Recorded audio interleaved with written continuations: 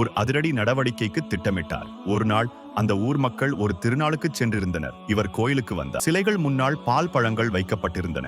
ஆத்திரம் கொண்ட இப்ராஹிம் நபி, நீங்கள் உண்ண மாட்டீர்களா, பேச மாட்டீர்களா, பேசுவதை கேட்க மாட்டீர்களா? அப்படியாயின் நீங்கள் எப்படி கடவுளாக முடியும் என கர்ஜித்தார். பின்னர் அந்த சிலைகளை உடைக்க ஆரம்பித்தார். பெரிய சிலையை விட்டுவிட்டு மற்ற அனைத்து சிலைகளையும் தகர்த்து தவிடுபொடியாக்கினார். திருவிழா சென்ற மக்கள் கோயிலுக்கு வந்தனர். தமது சிலைகள் தைக்கப்பட்டிருப்பதைக் கண்டு கதி கலங்கினர். ஊருக்கு ஆபத்து வரும் என பயந்தனர்.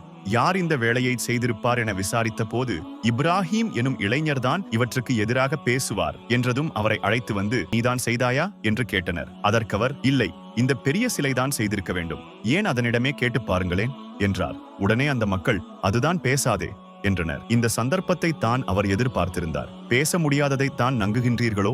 இந்த சிலைகள் உங்களுக்கு நன்மை செய்தால் நன்றிக்காவது வணங்கலாம். இவை நன்மை செய்யாது, தீங்கு செய்யும் என்றால் பயத்திற்காவது வணங்கலாம். இவற்றால் நன்மையும் செய்ய முடியாது, தீமையும் செய்ய முடியாது எனும் போது எதற்காக வணங்குகின்றீர்கள் என்று கேட்டார். அந்த மக்களுக்கு உண்மை புரிந்தாலும் பிடிவாதம் அதை ஏற்க விடவில்லை. எனவே இப்ராஹிம் நபியை நெருப்பில் போட்டு எரிக்க வேண்டும் என முடிவு செய்தனர். அவரை நெருப்பில் போட்டனர். அல்லாஹ் நெருப்பை அவருக்கு குளிர்ச்சியாகவும் இதமாகவும் மாற்றினான். அவர் அதிலிருந்து அல்லாஹ்வால் காப்பாற்றப்பட்டார்.